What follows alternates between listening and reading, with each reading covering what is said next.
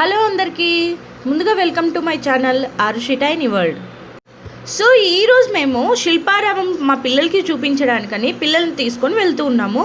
So మీరు కూడా ఒకసారి కడపలో శిల్పారామం ఎలా ఉంది అనేసి ఒక లుక్ వేసేయండి. శిల్పారామంకి వచ్చే దారిలో ఎంత ప్లెజెంట్గా ఉంటుందంటే ఎదురుగా పాపికొండలు, అదే కొంచెము అంటే ఈవినింగ్ టైంలో కొంచెము మబ్బుగా ఉండి వర్షం పడేలాగా ఉన్న టైంలో అయితే చూడడానికి చాలా అంటే చాలా ప్లెజెంట్గా ఉంటుంది. మా కడపలో ఉండే శిల్పారామం అవుట్లుక్ అయితే ఇలా ఉంటుంది. ఆ రోజు సండే అవడం వల్ల జనాలు కూడా చాలా ఎక్కువ మందే ఉన్నారు. ఇక్కడ మనకి కొన్ని చిన్న చిన్న స్టాల్స్ కూడా ఉంటాయి అండ్ పిల్లలు ఆడుకునే వస్తువులు కూడా మనకి ఇక్కడ అవైలబుల్లో ఉంటాయన్నమాట.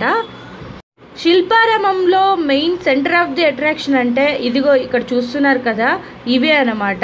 ఇటు చూడండి, ఫార్మర్ ఎంత న్యాచురల్గా ఉంటాయంటే ఇవి. నేనైతే ఫస్ట్ టైం చూసినప్పుడు నిజంగా వాళ్ళు ఉన్నారా, మనుషులేనా అనిపించింది. ఫస్ట్ స్టార్టింగ్లో శిల్పారామం స్టార్ట్ అయిన కొత్తలో చూసినప్పుడు ఇవన్నీ ఎంత న్యాచురల్గా ఉన్నాయంటే నిజంగా వాళ్ళు ఆ కూరగాయలన్నీ అక్కడ పెట్టుకొని అమ్ముతూ ఉన్నట్లు. అంటే ఇప్పుడన్నా ఆ అవుట్ సైడ్ ఫెన్సింగ్ వేశారు, కానీ ముందు ఇట్లా ఫెన్సింగ్ కూడా లేదు. We can go and touch them అనమాట.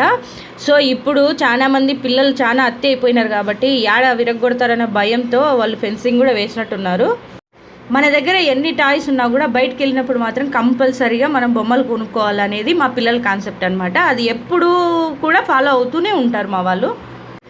ఇక్కడ ఎవ్రీ సండే కూడా కొన్ని ప్రోగ్రామ్స్ ఉంటాయన్నమాట. అంటే డ్యాన్స్ అకాడమీస్, డ్యాన్స్ స్కూల్స్ అనేవాళ్ళు ఇక్కడికి వచ్చి వాళ్ళ ప్రోగ్రామ్స్ అనేటివి ఇస్తూ ఉంటారు. చూడండి జనాలు కూడా ఎంత మంది ఉన్నారంటే, చూస్తున్నారు కదా, ఇంత జనాలు ఆ డ్యాన్స్లు చూడడానికి వచ్చారనమాట. బాగుంటుంది.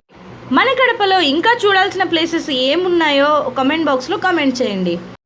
మీలో ఎంతమంది శిల్పారామం విజిట్ చేశారో కూడా కామెంట్ చేయండి అండ్ వీడియోని తప్పకుండా లైక్ చేయండి. సో గైస్, ఇది ఇవాల్టి వీడియో. ఇలాంటి మరెన్నో వీడియోస్ కోసం do subscribe my channel. Bye bye.